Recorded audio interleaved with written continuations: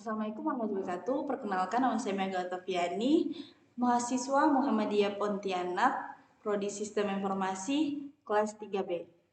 Di sini saya akan menjelaskan tentang asal-usul besi yang terkandung di dalam beberapa surah yang ada di dalam kitab suci Al-Quran.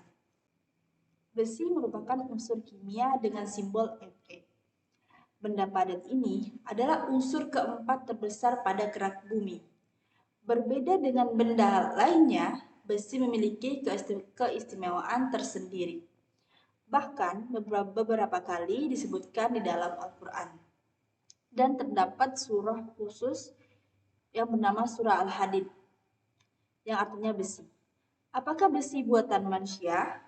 Bagaimana Al-Quran menjelaskan proses pembuatan besi?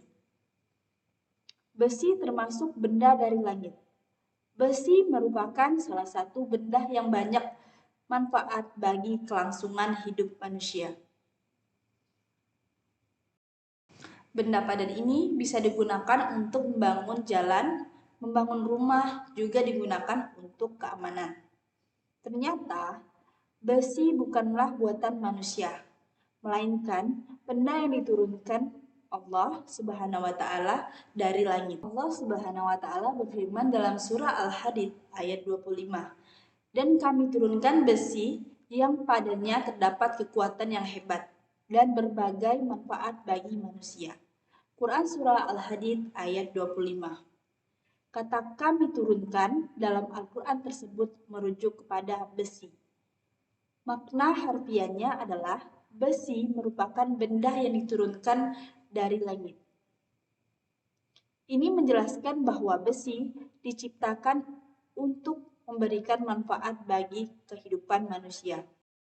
Ayat yang menjelaskan asal-usul besi memiliki keajaiban secara ilmiah. Astronom mengungkapkan bahwa besi yang ditemukan di bumi berasal dari bintang-bintang raksasa di luar angkasa. Besi atau logam berat di alam semesta dibuat dan dihasilkan dalam inti bintang-bintang raksasa. Akan tetapi, tata surya tidak memiliki struktur yang cocok untuk menghasilkan besi secara mandiri. Besi hanya dapat dihasilkan dari bintang-bintang yang jauh lebih besar dari matahari, yang suhunya mencapai beberapa ratus juta derajat. Ketika jumlah besi telah melampaui batas tertentu dalam sebuah bintang, maka bintang tersebut tidak mampu lagi menampung, akhirnya meledak melalui peristiwa yang disebut supernova. Akibat dari ledakan ini, meteor-meteor yang mengandung besi bertaburan di seluruh penjuru alam semesta. Mereka bergerak melalui ruang hampa hingga mengalami tarikan oleh gaya gravitasi benda angkasa. Besi mendapat tempat khusus dalam Al-Quran. Secara khusus, surah ke-57 mengambil nama Al-Hadid yang berarti besi. Dalam surat tersebut dijelaskan asal-usul besi yang diturunkan dari langit.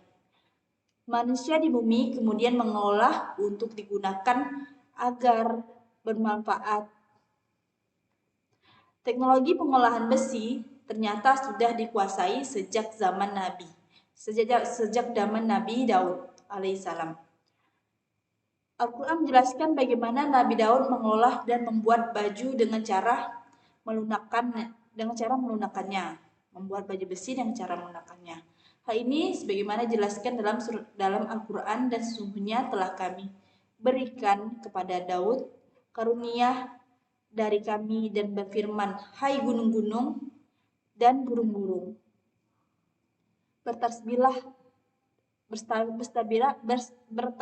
berulang-ulang bersama Daud, dan kami telah melunakkan besi untuknya, yaitu buatlah baju besi yang besar-besar dan ukurlah anyamannya dan kerjakanlah amalan yang soleh.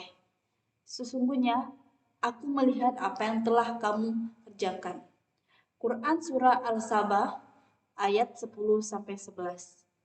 Secara tegas, ayat tersebut menjelaskan bagaimana membuat baju perang dari besi.